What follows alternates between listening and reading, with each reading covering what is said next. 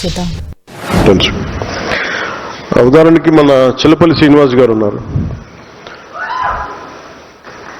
ఈరోజు అరేంజ్మెంట్స్ అన్ని వారి చేతుల మీదుగా జరిగినాయి. చిల్లపల్లి శ్రీనివాస్ గారికి మన భోజన సదుపాయాలు చిల్లపల్లి శ్రీనివాస్ గారు ఆర్గనైజేషన్ మనస్ఫూర్తిగా వారికి ధన్యవాదాలు తెలియజేస్తాను.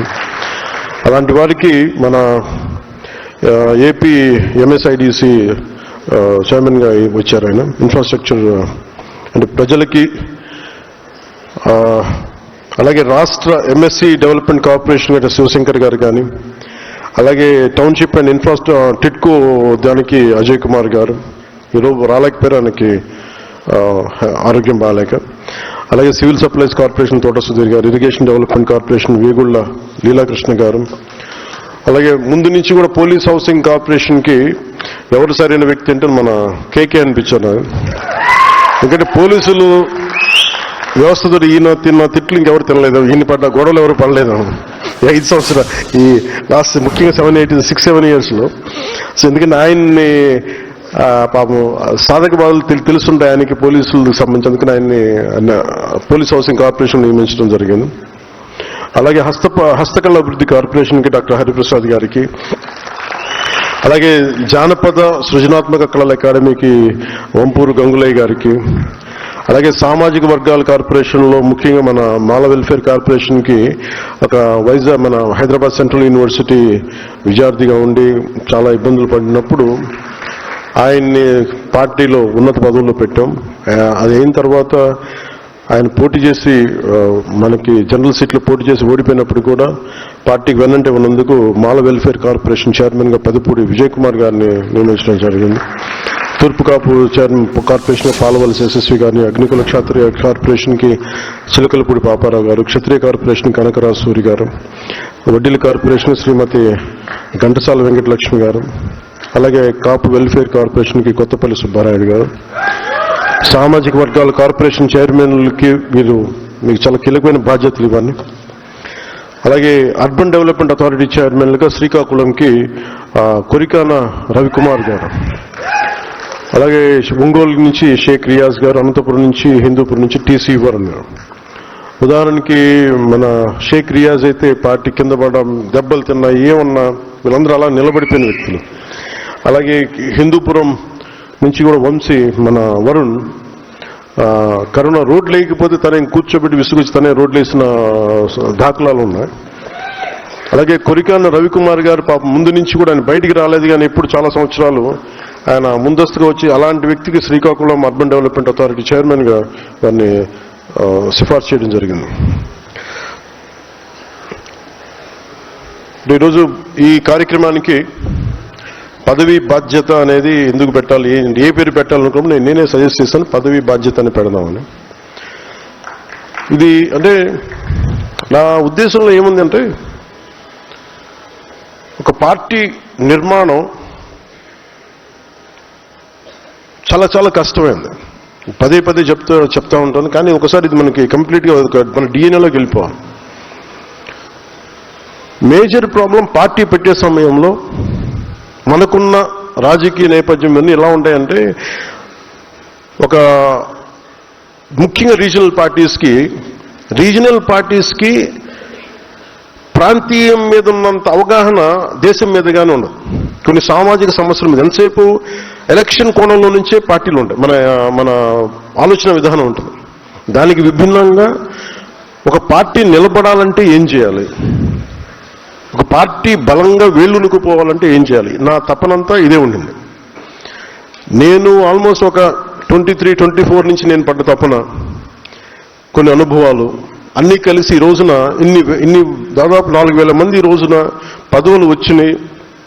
ఇన్ని ఎమ్మెల్యేలు కానీ, ఎమ్మెల్సీలు కానీ, మంత్రులు కానీ ఇవన్నీ ఉన్నాయంటే ఇది ఒక పవన్ కళ్యాణ్ అనే వ్యక్తిది కాదు, మనందరం క్యారీ చేస్తున్న ఈ భావజాలం తాలూకు శక్తి, మన పోరాట శక్తి, మన పోరాట పటిమ. అంటే ఇది మనం నిలబడగలిగేది. ఒక పార్టీని ఎలా ఒక వ్యక్తిని మనం ఎలా అంచనా వేస్తాం, గెలిచినప్పుడు సుఖాల్లో వాడిని అంచనా వేయలేము ఎవరిని కూడా. గెలుపు ఓటమిల్లో వీళ్ళు ఎలా నిలబడతారన్న దాని మీదే జీవితం ఉంటుంది. అలాగే మనం ఓడిపోయినప్పుడు నిలబడ్డాము, మీరందరూ ఓడిపోయినప్పుడు నిలబడ్డారు, అందువల్ల ఈ రోజున పదవులు. మనకి ఎలా ఉంటుందంటే, ఉదాహరణకి చాలా రీజనల్ పార్టీస్కి జాతీయ దృక్పథం ఉండదు. మనందరం పోరాటాలు చేసేదాన్ని పదవి బాధ్యత అని ఎందుకు మాట్లాడుతున్నానంటే, మనందరం we are binded or bounded to constitution. రాజ్యాంగానికి మనం లోబడే చేయాలి ఏ పనైనా సరే. అలాంటి రాజ్యాంగానికి లోబడి మనం పని చేసేటప్పుడు మనం ఎలా ఆలోచిస్తామంటే, ఇది మనకు సంబంధం లేదు, లేదంటే మ్యాక్సిమం మన ప్రాంతీయ దృక్పథంతోనే ఉంటుంది. నేను దానికి భిన్నంగా జాతీయ దృక్పథంతో ఉన్న ప్రాంతీయ పార్టీ కావాలి. ప్రాంతీయ పార్టీ దృష్టిలో లేదు నేను పార్టీ పెట్టినప్పుడు. ఒక పార్టీ పెట్టాలనుకున్నాను అంతే. అది ఎందుకు అలాంటి పార్టీ పెట్టాలనుకున్నానంటే, యువతకి సలసలసలక రక్తం కరిగే యువతకి ఇది ఒక ప్లాట్ఫామ్ అవ్వాలి అనుకున్నాను. ఇది అంటే మీ కోపాలు మీరు చూడండి. ఈ మధ్యన ఆపరేషన్ కగార్ కానీ ఎంతమంది నక్సలైట్స్ వాళ్ళ విధానంతో మనం నచ్చచ్చు నచ్చకపోవచ్చు కానీ వాళ్ళు ఏదో ఒక తపనతో వెళ్ళిపోయారు వాళ్ళందరూ. అంటే ఒక పందాన్ని ఎంచుకుంటే మనం వెళ్ళిపోయి ప్రజలకి న్యాయం చేయొచ్చు, లేదా కొత్త రాజ్యం కొత్త విధానాలు నిర్మించవచ్చు అన్న ఒక ఆలోచన. It all comes from it originates or from an ideology, one particular ideology. అది ఏదైనా కావచ్చు. అలాంటిది వాళ్ళు యువత వెళ్ళిపోయి 70s కావచ్చు, 80s కావచ్చు, లేట్ 80s కావచ్చు, వాళ్ళందరికీ ఇప్పుడు 50 ఏళ్ళు వచ్చేసి పోరాటం ఓడిపోయి న్యాయం చేయలేక అటు ఇటు పడిపోయి ఎంతమందో చనిపోయి ఇలా కకావికలం అయిపోయింది. ఈ ప్రాసెస్లో పట్టు విడవకుండా నలిగిపోయి చనిపోయారు అందరూ. అంటే మీకు ఎందుకు చెప్తున్నాను ఇదంటే, if you don't have an ideological framework, ఒక ideological framework that to with in the norms of constitution, ఒక బ్యాలెన్స్డ్ ఐడియాలజీ లేకపోతే ఏం జరుగుద్ది అని అనడానికి మనకు అనేక దాఖలాలు ఉన్నాయి. మీరు ప్రాంతీయ తత్వం తీసుకోండి, దానికి ఒక టైం లైన్ ఉంటుంది. కేవలం 2-3 కులాలే కావాలి అని చెప్పండి, దానికి ఒక టైం లైన్ ఉంటుంది. దాని తర్వాత అవి పడిపోతాయి. తీసేమన్నా అవసరం దూరం పెట్టమన్నా.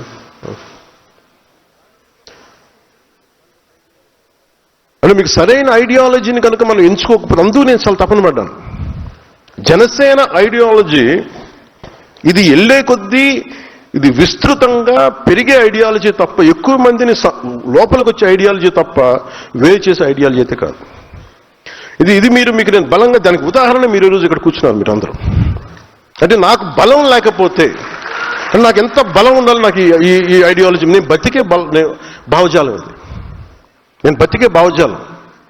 నేననే కాదు, మనిషి అన్నోడు ఎవడైనా సరే సరిగ్గా దారిలో ఉండాలి ప్రపంచం దేశం అనుకున్నాడు ఎవడైనా బతికే భావజాలం. నువ్వు ఎన్ని అర్థం చేసుకోవాలి.